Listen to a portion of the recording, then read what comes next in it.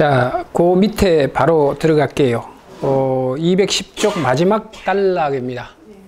시를 쓰는 행위 뭐 이렇게 해서 우리가 좀 이해를 해보도록 하죠. 여러분들이 시라고 씁니다.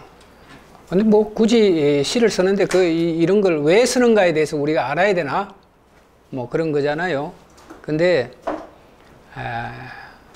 내가 무엇을 하고 있다라고 하는 것을 우선 알게 되면 내가 어떤 것을 노래해야 된다라고 하는 것도 같이 알게 되는 거죠. 자, 시를 쓰는 행위는 상반되는 힘들의 얽힘이라고 얘기를 하고 있습니다. 상반되는 힘이다라고 하는 것은 나라고 하는 이 주체입니다. 나라고 하는 주체와 나 이외에 타자화된 어떤 것들에 대한 얽힘이죠.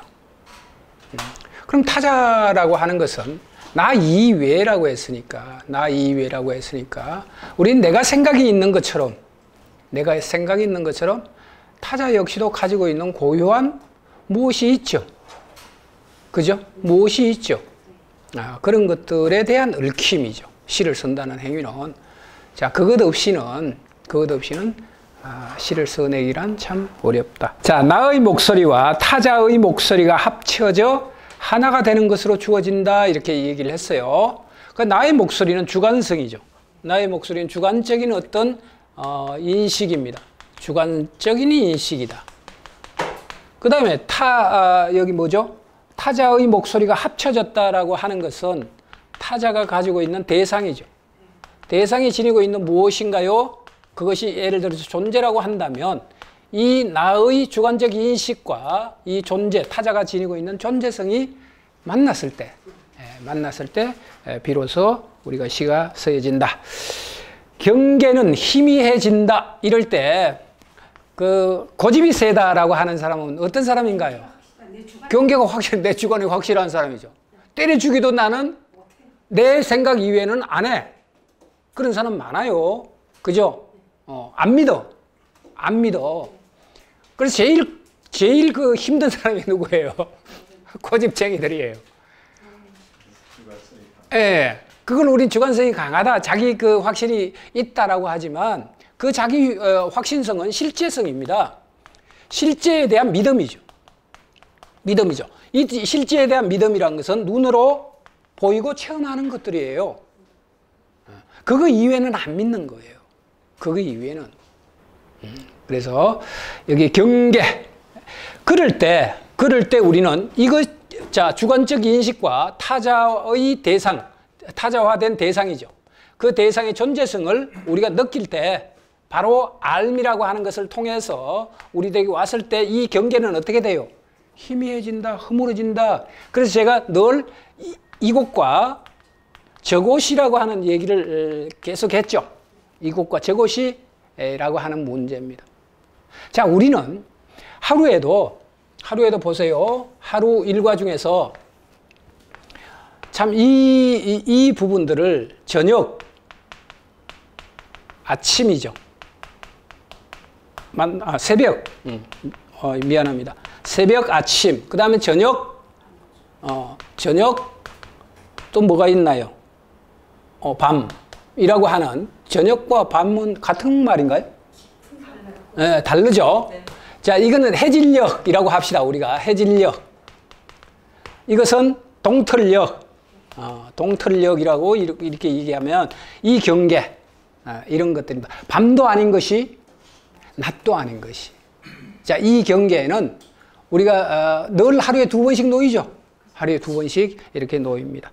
살아가다 보면 이와 같은 희미해진 경계, 나라고 하는 것과 타자라고 하는 것의 접점입니다.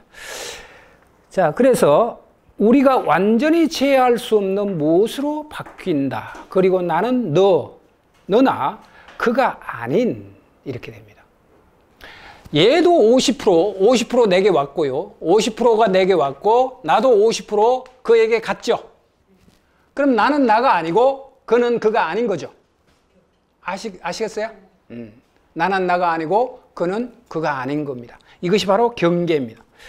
그리고 나는 너나 그가 아닌 무어라 딱 꼬집어 말할 수 없는 어떤 다른 대명사에게 자리를 양보하게 된다.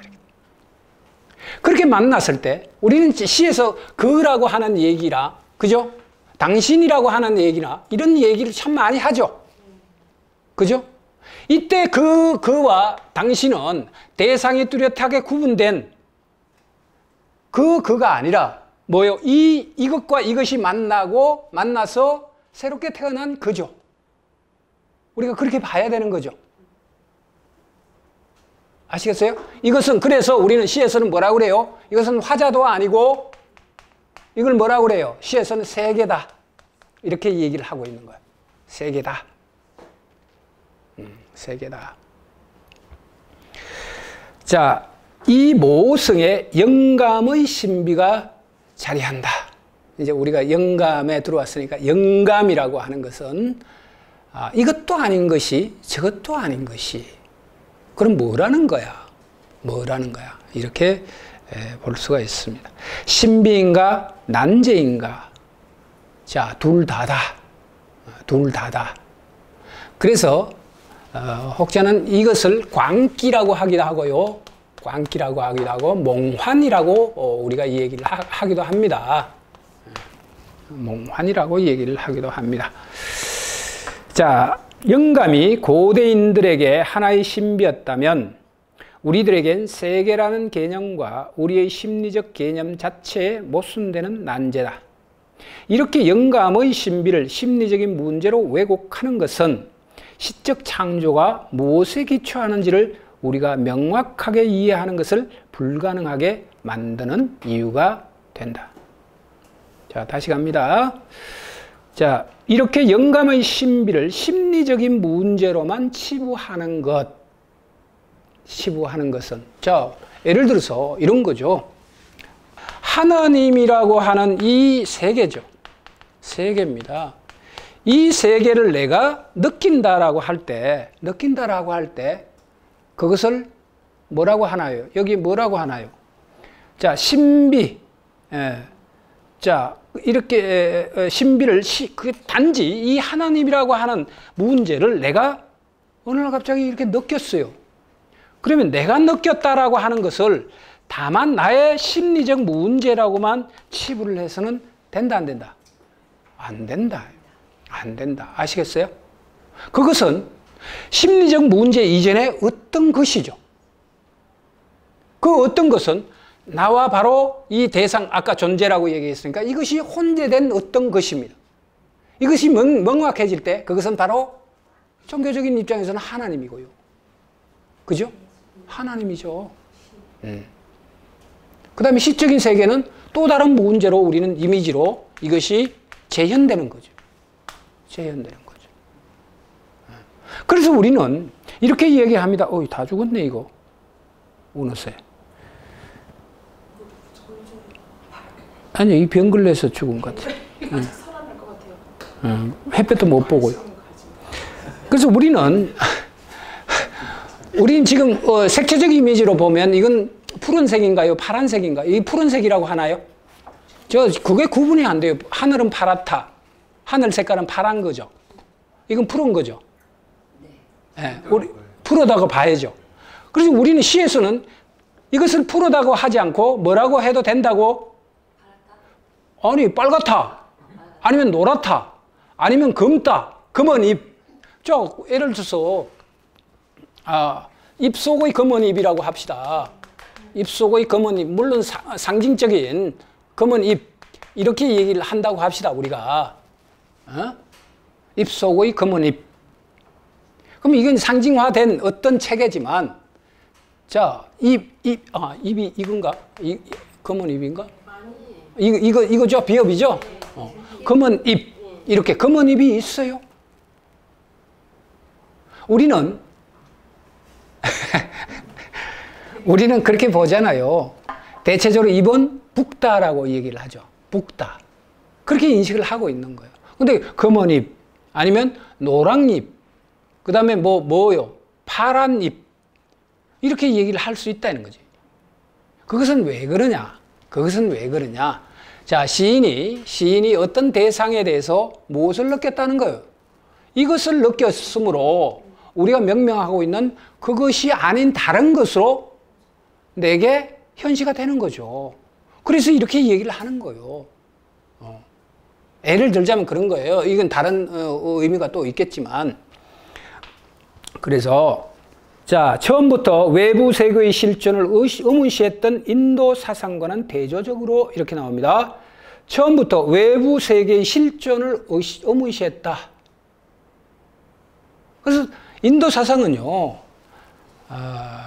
이게 우리 것이, 결론적으로 얘기하면 이것은 실제가 아니다라고 얘기를 하고 있는 거죠. 뭐냐? 우리는 이게 있다라고 얘기하지만 인도 사상은 이것이 없는 거예요. 의문이죠. 의심이죠. 의심이죠. 아시겠어요? 나는 누구냐? 그러고 나는 있다라고 얘기하잖아요, 우리는. 나는 있냐? 나는 없어. 무엇이? 만약에 내가 그런 얘기를 많이 하잖아요. 예를 들어서 우리가 자성이라고 하는 문제를 가진다면, 우리가 가진다면, 자, 이것은 어떤, 뭐예요? 어떤 고정불변한 무엇이죠? 고정불변한 무엇이 있어서 자성이에요. 아시겠어요? 그래서 나는 고정불변한 무엇이 있다라고 얘기를 하는 거예요, 우리는. 그래서 나라고 얘기를 하는 거예요. 그럼 불교에서는 이것이 있다, 없다? 없다, 이거예요.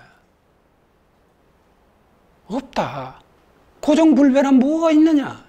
없다. 늘 이 자성이라고 하는 것은 변하지 않음이죠. 아시겠어요? 변하지 않음이죠. 없다, 이렇게 되는 거죠. 없다. 변하지 않으면 어떻게 돼요?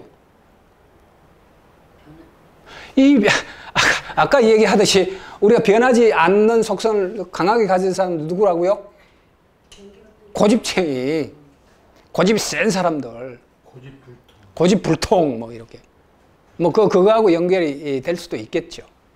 근데 엄밀하게 보면 그거하고는 또 다른 차원의 문제라는 거죠. 우리는, 원래 나라고 하는 것이 있다, 없다? 없다. 그럼 나라고 하는 것이 있다라고 믿는 것이 자성이라는 거죠. 자성이라는 거죠. 책상이 원래 책상으로서의 어떤 자성을 갖고 있나요? 아니에요. 이것은 물리적인 어떤 요소들이 집합한 거죠. 그죠? 시간과 공간의 결합이 된 거죠. 그럼 이것은 반드시 어떻게 돼요? 나중에는 다시 소멸하고 해체가 되는 거죠. 해체가 되는 거죠. 이렇게 모여 있을 때 우리는 이것을 책상이라고 부르는 이름이죠. 부르는 이름이죠. 그리고 우리 일평생이 50년, 60년, 100년이라고 생각을 하지만 장관 세월이라고 얘기하지만 우주론적인 관점에서는 뭐예요? 먼지도 안 되는 거예요. 눈 깜빡할 사이도 안 되는 거예요. 그래서 찰나라고 얘기를 하는 거예요. 찰나라고. 응? 그렇게 얘기하니까 슬프지 않아요? 슬프죠? 그럼 그 찰나들이 여러 수만 개가 모여서 우리가 이 얘기하고 있는 역사와 시간이 되는 거잖아요. 지구 나이가 몇 살이 됐다 그래요? 5만 년이라고 얘기하나요? 50억 정도 된다고? 그러면 인간이 이렇게 이 세상에 나타나기를 몇만 년 전부터, 한 5만 년 전부터 이렇게 된 거죠. 5만 년 전부터. 그러면 그 전에는 무엇이었냐? 무엇이었냐? 그 전에는 우리가 코스모스에서도 얘기했지만 그 전에는 무엇이었어요? 자, 우리는 이런 겁니다. 자, 제가 그저께인가요? 집에서 얘기했나? 누구하고 이렇게 앉아서 얘기를 하다가 우리에게 만약에 환경과 조건이 바뀐다면, 외부적인 환경과 조건이 바뀐다면 나는 이런 모습을 가지고 있을까? 아니면 다른 모습을 가지고 있을까? 자, 예를 들어서 우리 지구인이요, 화성 탐사를 한다고 하잖아요. 지구의 조건과 거의 비슷하다. 이렇게 해서 화성으로 가요. 가면 처음에는 지구의 모습을 갖고 있겠지. 인간의 모습을 갖고 있겠지. 근데 그것이 1세대, 2세대, 3세대만 가면 우리는 지금 이렇게 생겼지만 아시겠어요? 얘들은 이 환경과 조건에 의해서 변형된 무엇으로서 바뀌어가는 거죠. 그것이 진화입니다. 진화. 그것이 진화입니다. 바뀌어가겠죠. 그래서 우리가 E.T. 영화를 이렇게 보면 이상하게 우리하고는 다르잖아요. 다르잖아요. 그러면 이 지구에 5만 년 전에는 어땠을까? 상상만 해보자고요. 그래서 우리가 소설이나 이런 것들을 통해서 많은 얘기를 하잖아요. 다음 세상은 우리가 지금은 지구를 누가 지배를 한다고 그래요? 인간에 의해서 지배가 되는, 그죠? 인간이 중심이 된 사회잖아요. 그죠? 근데 예를 들어서 5만 년 뒤에는 바퀴벌레가, 아시겠어요? 인간은 어떤 지구적 환경이 이렇게 바뀌면 바퀴벌레가 우리 티밥 튀겨지지, 뻥 튀겨져서 어마어마하게 커지고 인간은 어떻게 돼요? 쪼그라들어서 다시 바퀴벌레와 같은 그런 조건에 놓일 수도 있잖아요. 이게 과장이 아니죠. 이런 것들이. 자, 나라는 것이 무엇인가라고 얘기를 할 때, 필연적으로 이것은 당면한 문제입니다. 당면한 문제입니다. 이런 것들이. 자, 그래서 사상과는 대조적으로 서구 사상은 오랫동안 외부 세계의 존재를 안심하고 믿어버려 우리 눈이 본 것에 대해 의심을 품지 않았다. 자, 그래서 우리는 서구 철학, 서구 사상을 이분법적 이렇게 얘기를 합니다. 타자성이 결정적인 요인으로 개입하는 시적 행위는 언제나 어둡고 설명되지 않는 무엇으로 치부가 되어서 세계라는 개념을 위협하는 문제로까지는 발전하지 못하고 말았다. 자, 시를 인정받기란 참 힘들었어요. 이분법적 세계관에서는. 아셨죠? 반대로 그것은 자연스럽게 세계 속에 포함되고 세계를 부정하기보다는 긍정하는 현상으로 여겨졌다. 나아가 그것은 세계의 객관성, 사실성 그리고 역동성의 증거로까지 인정이 되었다. 플라톤은 시인을 신들린 자로 보았다. 그래서 우리는 아까도 얘기했죠. 몽환, 광기 이런 얘기를 합니다. 그래서 악마적 강신의 표지였다. 이렇게 나옵니다. 그렇게 본다면 일종의 영감, 영이라고 하는 문제를 다루는 입장에서는 예를 들어서 무속인이나 종교인이나 예술, 그 중에서도 시인들 다 하나죠. 그래서 고대에는 뭘 했나요? 고대는 시인이, 제사장이 종교적인 어떤 의미죠. 무속적. 그 다음에 그가 음악인이 되고 시인이 되고 뭐가 또 되나 정치인이 되고 다 했어요. 다. 근데 이 사회는 자꾸만 분화되다 보니까 이제는 시인은 시인으로서의 영역, 소설은 소설가로서의 영역, 이런 것들이 자꾸만 분화가 되어 있는 거죠. 분화가 되어 있는. 그 원료는 같다. 그 원료는 같다. 그래서 자, 나아가 그것은 세계의 객관성, 사실성 그리고 역동성의 증거로까지 인정되었다. 플라톤은 시인을 신들린 자로 보았다. 시인의 몽환과 열정은 악마적 강신의 표지였다. 소크라테스는 이온에서 말하길, 이온이라고 하는 겁니다. 이온은 뭐냐? 이온은 한마디로 우리가 얘기하면 눈에 보이지 않는 어떤 것이죠. 눈에 보이지 않는 어떤 것입니다. 그럼 우리의 감정도 여기에 속하겠죠. 그죠? 무엇을 이렇게 보고 느끼고, 그것에 대해서 내가 사로잡힘, 이런 것들을 이온이라고 얘기를 하고 있습니다. 시인은 열정의 포로가 되어 자신 밖으로 나오지 않고는 창조를 할 수 없는 가볍고 신성하며 자신의 밖으로 이렇게 냅니다. 자, 자신의 밖으로 이렇게 했으니까 자신 안에 있으면 어떻게 돼요? 타자와 만날 수 있어요, 없어요? 없습니다.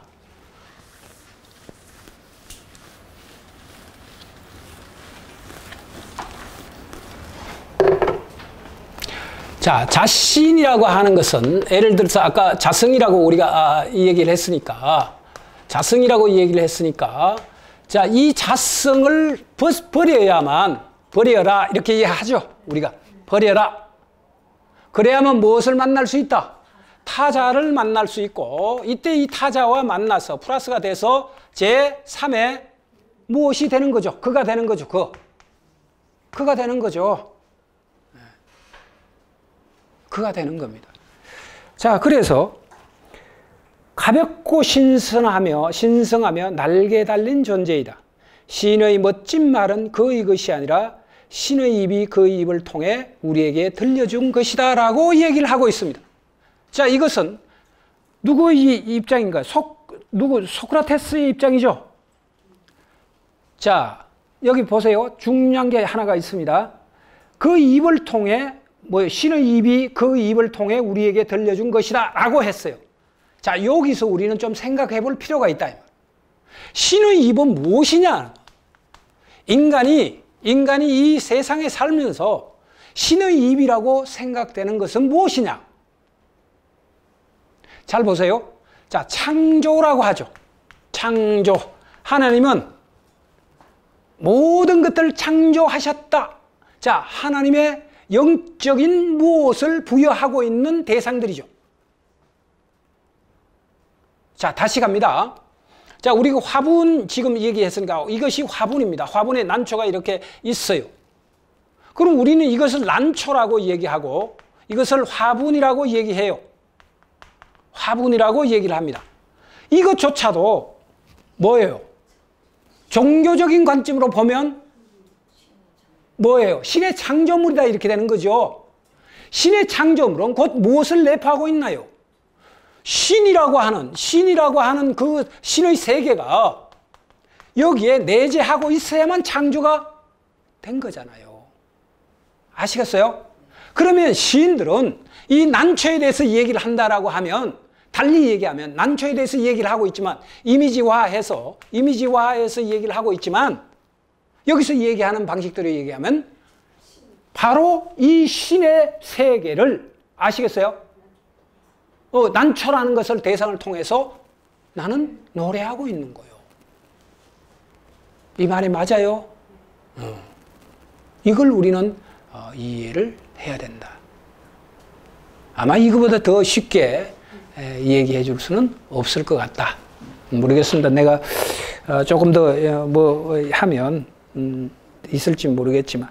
자, 한편 아리스토텔레스는 시적 창조를 자연의 모방으로 보았다. 이렇게 나옵니다. 자연, 모방론. 얘기했죠, 제가. 기억하죠? 뭐, 잊어먹었나요, 또? 또 잊어먹었어요? 우리는 왜 자꾸 모방을 하려고 하나요, 인간은? 자, 우리가 동일시라고 하는 부분들이 있어요. 모방적 심리에는 반드시 이 동일시라고 하는 세계가 있습니다. 이 세계는 하나가 된다는 거죠. 하나가. 예를 들어서 자, 보세요. 서로 사랑하는 사람이 있어요. 서로 남녀가 사랑하면 어떻게 되나요? 서로 닮아가려고 하잖아요. 그죠? 얘는 얘대로 고집불통이고 얘는 얘대로 고집불통이면 이 커플이 돼야 안 돼요? 안 돼요. 그럼 닮아간다는 것은 뭐예요? 이가 가지고 있는 어떤 세계에 대한 뭐예요? 모방이라고 하는 겁니다. 모방. 그 다음에 이 여자는, 이 처자는 이 남자가 가지고 있는 어떤 세계에 대한 모방성을 체화함으로써 그와 하나가 된다라고 느끼는 거죠. 자, 이 얘기를 조금 더 확장하면 우리가 지금 얘기하고 있는 아리스토텔레스 같은 경우는 모방론 이렇게 나옵니다. 인간은 모방론이다. 자, 크게 보자고요. 우리는 지금 대상과 대상에 대한 얘기를 하고 있고 아니면 인간적인 인간 플러스 인간에 대한 얘기를 하고 있기 때문에 협소하게 보이는 거예요. 이 모방론이.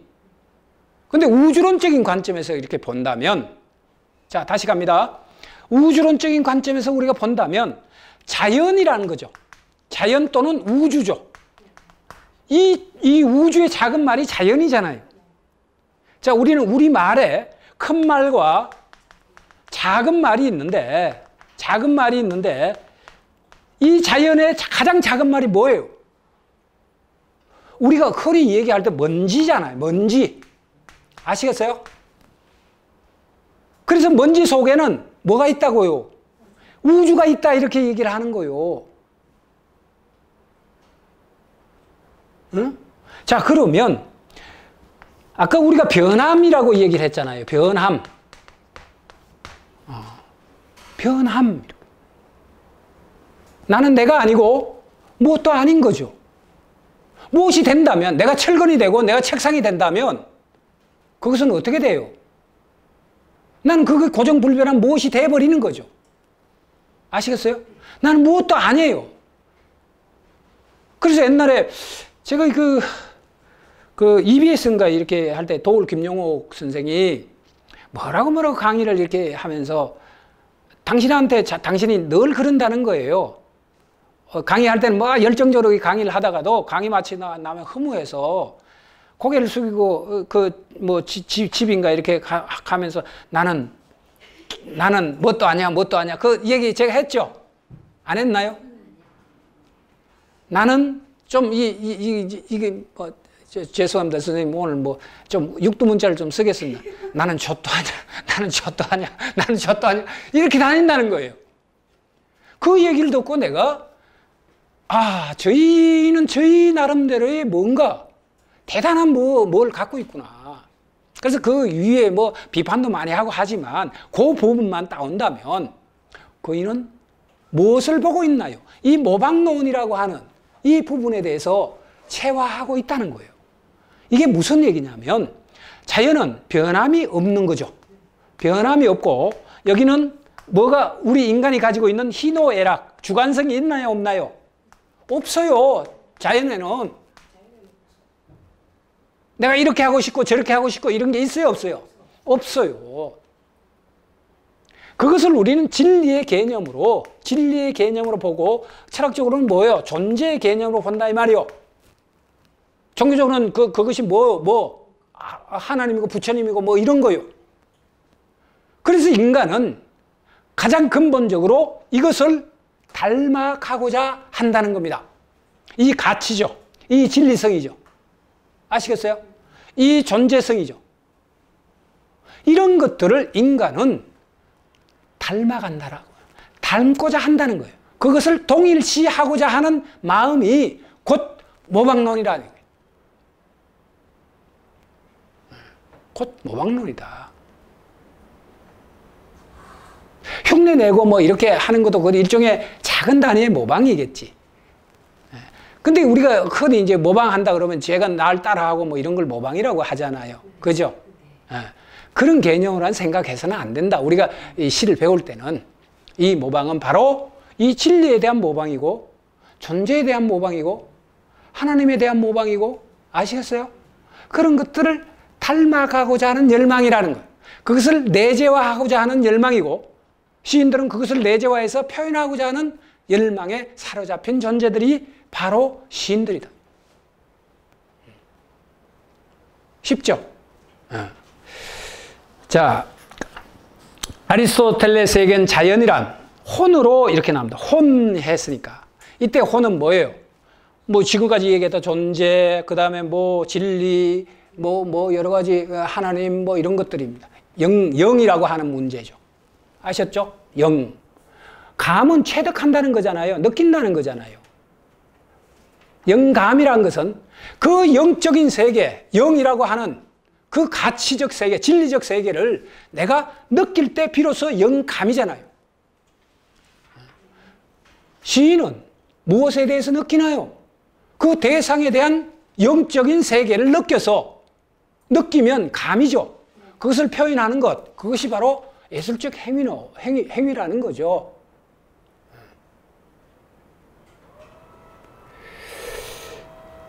자, 아리스토텔레스에겐 자연이란 혼으로 가득한 것, 하나의 유기체, 그리고 살아있는 모델이었다는 사실을 잊어버린다면 모방이라는 말이 무엇을 의미하는지를 분명히 이해할 수가 없다. 그래서 우리는 분명히 이 모방이라는 말을 이해하기 위해서는 지금 이 메커니즘을 이해해야 된다. 이해해야 된다. 자, 아리스토텔레스의 시약 해설에서 가르시아 바카는 아리스토텔레스의 자연 개념은 닷속한 신비적인 물환론에 의해 이렇게 나옵니다. 물환론이라고 하는 것은 모든 대상에는 무엇이 있다? 영적인 세계가 있다. 영적인 세계가 있다.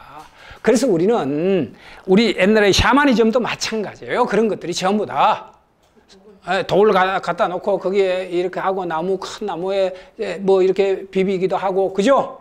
성황당 이렇게 지어놓고 지나가면서 돌도 던지고 뭐 음식도 갖다 놓고 이렇게 얘기를 하는 거예요.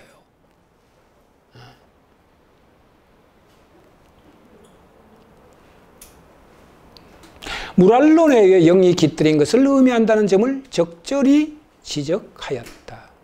따라서 시적 발생은 무에서 나온 것도 아니고 시인이 자신의 내부에서 끄집어낸 것도 아니다. 시 자체가 자신의 주인이며 흔히 깃들인 자연과 시인의 영혼이 만나서 얻어지는 열매가 시다. 이렇게.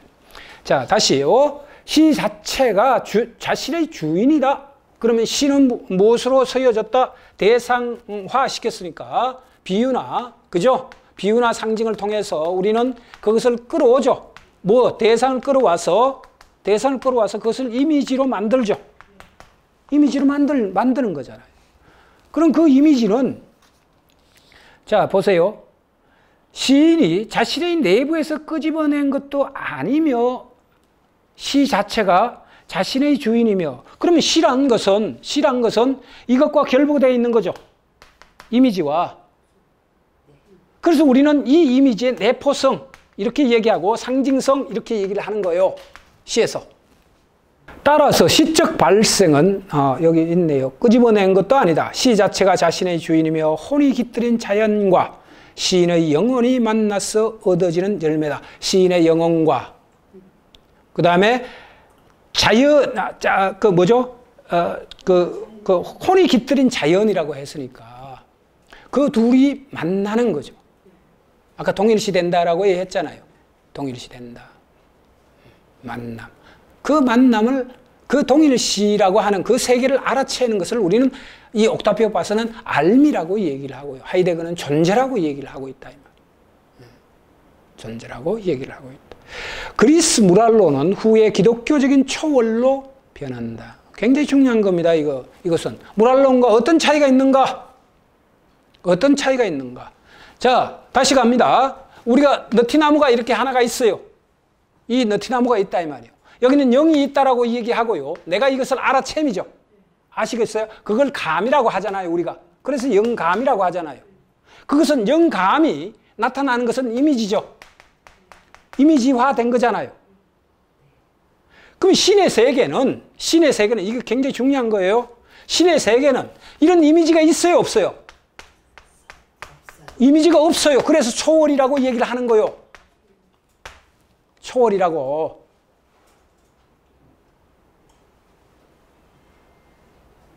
어렵나요? 지금 이 얘기?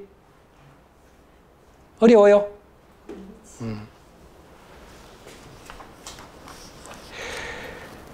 자, 그리스 무랄로는 후에 기독교적인 초월로 변한다. 이러한 연계성으로 인해 외부 세계는 존속한다. 혼령의 터전이건 신에 의해 창조된 자연이건 간에 가시적이든 비가시적이든 간에 외부 세계는 우리 앞에 필요한 지평으로서 있다. 존재한다. 천사, 돌, 동물, 악마, 식물 그리고 타자까지도 자기 스스로의 삶을 가지며 때때로 우리를 포로로 잡아 우리 입을 통해 말하게 한다. 그래서 하이데거는 이렇게 얘기해. 사물이 말한다 이렇게 얘기해요. 그 사물이 말하는 것을 영이라고 하는 그 세계를 드러내는 것을 시인은 알아채서 그것을 어떻게 된다고요? 시로 시인은 말할 뿐이다. 그냥 베껴서 적어낼 뿐이다. 그래서 그걸 우리는 감수성이라고 얘기를 하는 거예요.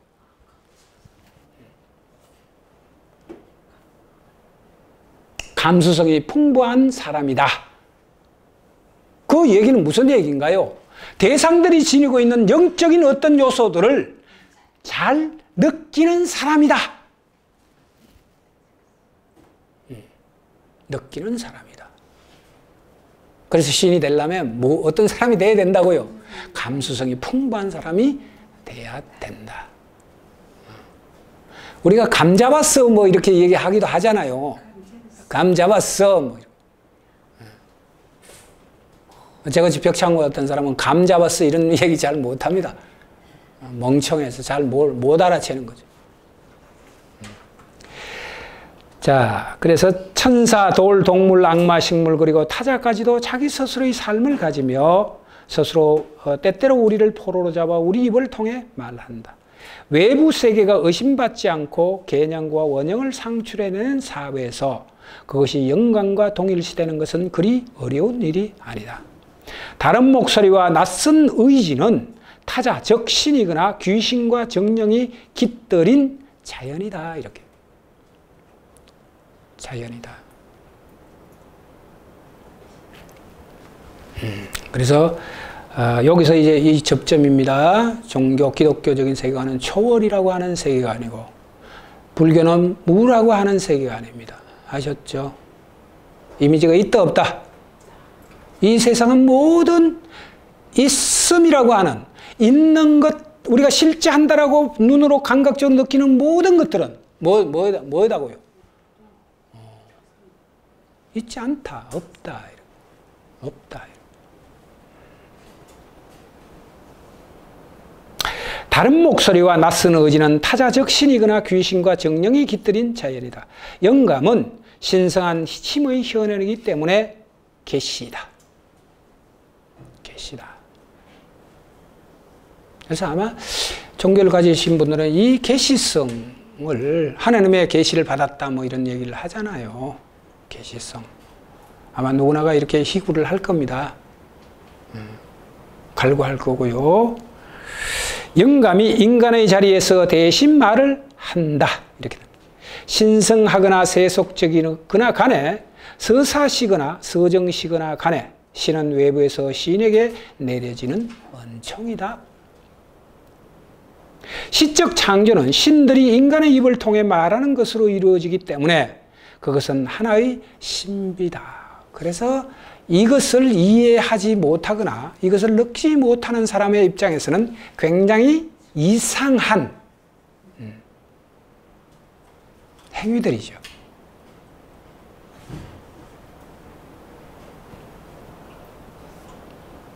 하지만 그 신비는 문제를 야기하지도 않고 일반적으로 받아들여진 믿음을 거스르지도 않는다. 초자연적인 존재가 인간 속에서 육화되어 그를 통해 말하는 것은 지극히 자연스러운 일이다. 육화라고 합니다. 우리는 체화라고 하기도 하고요. 육화. 육이라는 것은 나죠. 이 실자는 나잖아요. 육체라고 하는 것은. 이것을 우리는 저번에 얘기했죠. 이것을 통해서 모든 세상을 우리는 감합니다. 세상을 감한다. 그래서 육감이라고 얘기를 하는 거죠. 그래서 육감이라고 얘기를 하는 거예요.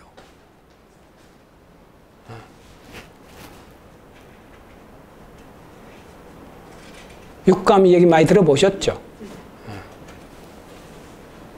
육감이라고 합니다.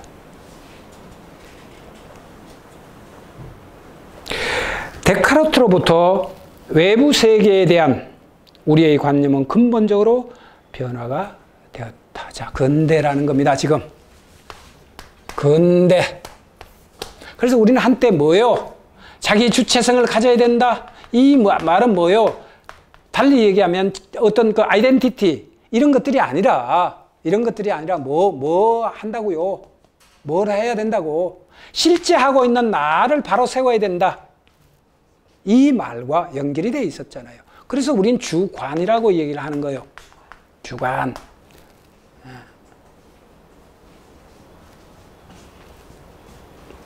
주관이라고 얘기를 하고 있습니다. 자, 근대적 주관주의는 외부 세계의 존재를 단지 의식에 근거해서만 인정했다. 그래서 유아론이라고 얘기를 합니다. 확인되는 것만. 확인되는 것만. 초월적이 되기를 바라는 의식이 매번 부딪히는 것은 나라고 하는 거죠. 초월적인 것이 되기 위해서는 무엇을 버려야 된다라고 얘기했어요? 육이라고 하는 이 나의 허상에 대해서 버려야 된다. 이 헛 이미지에 대해서 버림으로써 비로소 초월이라고 하는 것을 우리는 영이라고 하는 그 세계를 만날 수 있고 그것과 하나가 될 수 있다. 그래서 공통적으로 종교에서 얘기하는 거예요. 버려라 이렇게 얘기해요. 우리가 많은 부분들을 버려라라고 얘기하는 것을 잘못 이해하고 있다 이 말이에요. 잘못 얘기하고 있다. 자, 우리가 종말론자들은 그런 거잖아요. 종말론자들은 무엇을 버려야 돼요? 육을 버려라 이렇게 되는 거죠.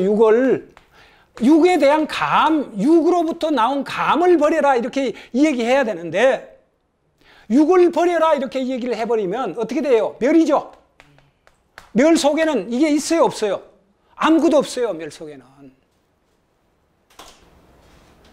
자, 그래서 우리는 여기 보세요. 극락과 천당이라고 하는 문제를 설정하고 있어요. 왜? 이거는 세속적인 도덕과 윤리와 관계되는 문제입니다. 도덕과 윤리. 네가 선하게 살아야 돼. 착하게 살아야 돼. 아셨죠? 이타심을 가지고 살아야 돼. 그러면 어떻게 된다?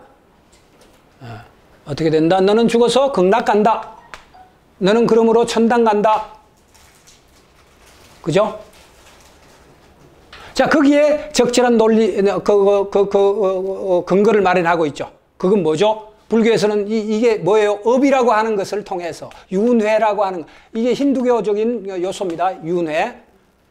이것을 통해서 네가 그 근기를 버리지 않는다면 너는 다시 그와 같은 물질로서 다시 형성될 것이야. 그래서 이 사람들은 뭐예요? 이 육이란 것을 버려라 이렇게. 그래서 죽는 거요. 어떤 데 보면 막 집단 뭐 이렇게 하기도 하고 하잖아요. 잘못 밀고 가면 그렇게 끝장을 보는 거죠. 그래서는 안 된다. 그래서는. 그래서 그 얘기가 무슨 얘기예요? 이 목숨이란 것은 이 세상에 나타나게 하는 거잖아요. 무엇이? 신에 의해서, 하나님에 의해서 이 세계에 나는 나타난 거죠. 주어진 거잖아요. 하나님에 의해서. 아시겠어요? 그러면 나는 이 주어질 때는 반드시 무엇이 있다 그랬어요? 이유가 있다. 만든 이유가 있다 그랬잖아요. 만든 이유가. 근데 그 만든 이유의 소명을 다 하기도 전에 내 스스로 멸해버리면 그건 죄예요, 아니에요? 죄죠. 이 논리가 맞는 거죠, 이게. 집단 자살하는 사람들이 어떻게 돼요? 그건 죄죠. 그건 성화가 아니고 죄라고요.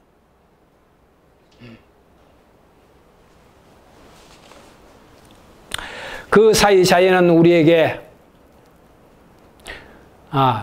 고유의 의식은 자신에게서 벗어나 세계를 세울 수 없었다. 그 사이 자연은 우리에게 대상과 관계의 얽힘으로 변하고 말았다. 신은 우리의 생생한 시야에서 사라져버리고 대상 본체 인과의 개념은 위기에 처하게 되었다. 예를 들어서 과거 영역에서와 같이 관념론이 외부 현실을 파괴하지 않는 곳에서 외부 현실은 하나의 대상, 하나의 경험의 장으로 변화되고 그로 인하여 자신이 가지고 있던 오래된 속성들을 빼앗기고 말았다. 현대를 말하는 겁니다. 이것이 지금. 그래서 현대는 신이라고 하는 외부적 요소의 어떤 광활성 이런 것들이 아니라 지금까지 우리가 봐왔던 이 영적인 세계를 믿어요, 안 믿어요? 안 믿어요. 그것을 안 믿으려고 한다고요. 인정하지 않으려고 한다고. 자연은 살아있고 혼이 깃들인 생명체, 즉 은밀하고 의도를 갖는 하나의 힘이기를 멈추었다. 하지만 세계에 대한 오래된 개념이 사라졌다고 해서 영감의 개념조차 사라진 것은 아니다. 그 개념을 되살리고자 하는 사람들이 누구예요? 시인들이다. 예술가들이고 종교인들이고 이런 사람들. 타자의 목소리와 낯선 의지는 아직도 우리에게 토전해 온다. 이렇게 영감에 대한 우리의 개념과 세계에 대한 우리의 개념 사이에는 하나의 벽이 세워진다. 영감은 다시 한번 우리에게 문제거리가 되었다. 그것의 존재는 우리의 가장 뿌리 깊은 지적 믿음을 부정한다. 따라서 19세기 내내 신성한 그 옛 힘을 외부 현실에게 되돌려주고자 하는 골칫거리 운동을 없애버리거나 아니면 완화시키려는 시도가 증가되어 왔다는 것은 그리 이상한 일이 아니다. 이상한 일이 아니다. 문제를 해결하는 방법은 그것을 부정하는 것이다. 만일 영감이 우리의 세계관과 양립할 수 없는 것이라면 그 존재를 부정하는 것이 가장 쉬운 해결책이다. 16세기부터는 영감을 하나의 수사학이나 문학적 비유로 취급하기 시작했다. 그래서 수사학, 비유 뭐 이런 것들이 굉장히 발달합니다. 발달합니다. 거부 시인의 입을 통해 말하는 주체는 시인의 의식뿐이었다. 당시의 대표적인 시인은 타자의 목소리를 듣지 않았고 부르는 대로 받아적지도 않았다. 이것을 회복시켜줘야 된다. 이제 회복시켜 가야 된다. 이는 그렇게 얘기를 하고 있는 겁니다. 시적 창조를 진정으로 설명할 수 있는 대답을 구하기가 불가능해진 사실은 슬그머니 도덕적이고 미학적인 차원의 비난으로 변화되었다. 한동안 영감에 대한 믿음이 가져온 탈선에 대한 비난이 쏟아졌다. 탈선 많죠. 이 영감을 가장해서 많은 타락된 여러 가지 요소들을 가지고 있었다. 그것의 진정한 이름은 게으름, 부주의, 적흥주의, 편의주의였다. 몽환과 영감은 광기와 질병의 동료로 변했다. 이렇게 아까 제가 이제 광기 뭐 이렇게 몽환 이렇게 얘기를 했잖아요. 그것과 동료로 변해버렸다. 근데 엄밀하게 보면 광기와 몽환은 아니다. 그거는 구별되어야 한다. 그래서 왜 그럼 내가 그렇게 얘기했냐? 여러분들이 이해를 돕기 위해서 그렇다. 시적 행위는 노동과 훈련이 되고 글쓰기는 흐름에 거슬러 사고가 되었다. 이런 사고방식 속에서 여러 가지 부르주아지 도덕 개념들이 미학의 영역에 과도하게 흘러들어온 것이 보였다. 자, 물질이라는 것들입니다. 자본이라는 것들이고 돈이라는 것들이죠. 초현실주의의 가장 큰 공헌 중의 하나는 이 장사꾼 미학의 도덕적 뿌리를 고발한 것이다. 그런 것들을 전부 다 거부하는 거죠. 초현실주의라는 것은 무엇이 우리가 육으로 느끼고 있는 감이죠. 근데 육으로 느끼고 있는 이 감을 가장 극대화시킨 체제가 뭐예요? 자본이라고 하는, 물질이라고 하는 것들입니다. 물질이라고 하는 것. 사실 영감은 상과 벌이라는 개념을 숨기고 있는 편의성과 난해함, 게으름과 노동, 부주의와 테크닉의 천한 개념들과는 관계가 없다. 그것들은 막스가 지적한 대로 부르주아지 사회가 오래된 인간관계를 대체한 엄격한 계약관계의 산물인 것이다. 계약관계. 우리는 이 종속되어 있다 이 말이에요. 계약관계. 뭐? 돈으로서 계약관계가 종속이 되어 있죠. 여기서 자유로운 사람이 있어요? 직장? 아니면 뭐 전부 다 돈으로서. 아셨죠? 연결이 되어 있죠. 한 작품의 가치는 그것에 투자한 작가의 노동의 양에 의해 정해지는 것이 아니다. 우린 노동을 뭐로 바꿨나요? 물질의 가치로 치환시켰잖아요. 그죠? 그래서 어디 노동하러 가면 하루 일당이 얼마야? 하루 일당이 얼마야? 임금이 얼마야? 그래서 맨날 그 임금 때문에 올려달라 말아라 뭐 하면서 데모하고 하잖아요.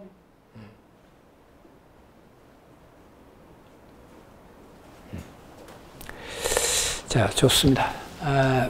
조금만 더, 한 달랑만 더 나가보도록 하겠습니다. 다른 한편 시적 창조는 우리의 일상적 관념을 완전히 변화시킬 것을 요구한다. 일상적 관점을 완전히 변화시켜야 된다. 완전히. 그야말로 뭐, 나쁘게 얘기하면 정신개조죠. 하셨죠? 적절하고 자연스러운 영감은 시면에서 탁삭 튼다. 시인의 연표는 침묵과 불모, 가뭄으로 시작된다. 침묵, 불모. 그래서 예수께서 40일 동안 황야를 사막을 불모죠. 거기서 깨달음을 얻으신 거예요. 부처는 설산을 헤맸고요. 가뭄으로 시작된다. 이때 이 가뭄은 외부적 환경적 요소도 있겠지만 궁핍이죠. 자, 우리가 궁핍의 시인 이렇게 얘기하면 정신적인 문제입니다. 영적인 문제, 영적인 궁핍이죠. 영적인 궁핍의 시인 이렇게 얘기하면 우리 휠드린 얘기 많이 합니다. 그이는 신에 대한 문제를 아주 깊이 있게 다룬 사람입니다. 그것은 충만함과 일치에 도달하기 전의 결핍이고 목마름이다. 그 뒤 그 결핍은 더욱더 커지는데 왜냐하면 신은 시인의 손에서 벗어나 더 이상 시인의 소유가 아닌 것으로 변하기 때문이다. 시의 앞뒤 좌우에는 아무도 없다. 우리는 우리 주위에 아무도 없이 홀로 있다. 그리고 글을 쓰기 시작하자마자 그 나 역시 사라지고 침몰한다. 시인은 몸을 숙이고 스스로 백지비로 굴러떨어진다. 이렇게 시적 창조는 이득과 손실, 노력과 대가와 같은 개념들이 적용되지 않는다. 그래서 시인과 작가는 다른 거요. 시인은 그가 들인 모든 창작의 노력의 대가를 치환 가치로서 돈으로서 그것을 하지 않았다 이 말이에요. 작가는 다른 거죠. 작가는 자기의 노력의 대가를 어떻게 해요? 돈이라고 하는 그 재화 가치로서 환산하고 먹고 산 사람들입니다.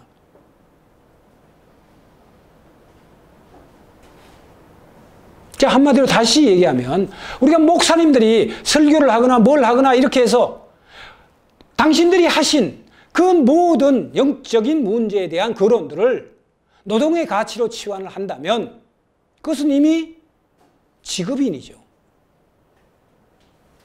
스님들도 마찬가지고요. 그래서 그들은 모르겠어요. 월급을 받나요? 요즘 월급을 받나요? 원래 무소유였잖아요. 무소유 개념이 거기에 나오는 거예요. 그게.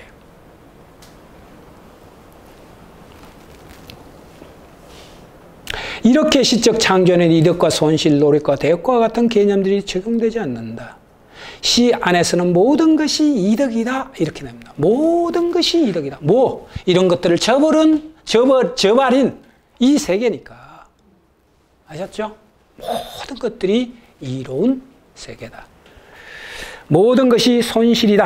하지만 부르주아지 도덕의 압력은 시인들에게 그 오래된 정령들의 목소리 앞에 귀를 맞게끔 강요하고 있다. 보들레르조차도 은근히 노동을 찬양했다. 불모의 황무지와 게으름의 천국에 대하여 그토록 많은 것을 썼던 그조차도 하지만 비평가들과 작가들의 외면에도 불구하고 영감의 샘은 마르지 않아서 오늘날 위대한 시인으로 우리들에게 회자가 되고 있다. 그리고 시의 목소리는 여전히 도전이며 문제거리가 되고 있다. 그래서 이런 것들이 조금 여러분들 가슴 속에 잘 침전이 되어서 여러분들이 시를 쓰는 데 있어서 큰 힘이 좀 되었으면 좋겠습니다. 자, 오늘 강의는 여기까지 하도록 하겠습니다. 어떻게 좀 어려웠나요? 여기가? 그렇게 어렵지 않았죠? 그랬습니다. 저는, 이게 지금 한 서너 번을 지금 계속 반복해서 지금 이 책을 읽고 있거든요. 지금까지. 읽을 때마다 새롭고, 읽을 때마다 감동적입니다. 감동적이라서, 새삼스럽게 요즘은 책 읽는 재미, 이렇게 쭉 빠져서 요즘 참 답답하잖아요. 세상이 시끄러워서 와글와글 하죠. 근데 이것도 지나가리라, 그죠? 이 일도 지나가리라. 근데 이 지나가리라고 하는 이 과정이 참으로 소란스럽고 불안합니다. 근데 의연하게 지켜보고, 세상은요, 한쪽으로 기울면 자꾸만 이렇게 바로 서고자 하는 이게 뭐가 있어요. 뭐가 있습니다. 그것이 세상입니다. 그것이 세상의 이치고요. 그래서 오늘날까지 멸망하지 않고 인류가 이렇게 산 거예요. 거기에 한번 길에서 한번 기다려도 보고, 이 어두운 세상을 한번 덤성덤성 넘어가 보자고요. 아셨죠? 좋습니다. 자, 여기까지 하도록 하겠습니다. 고생하셨어요.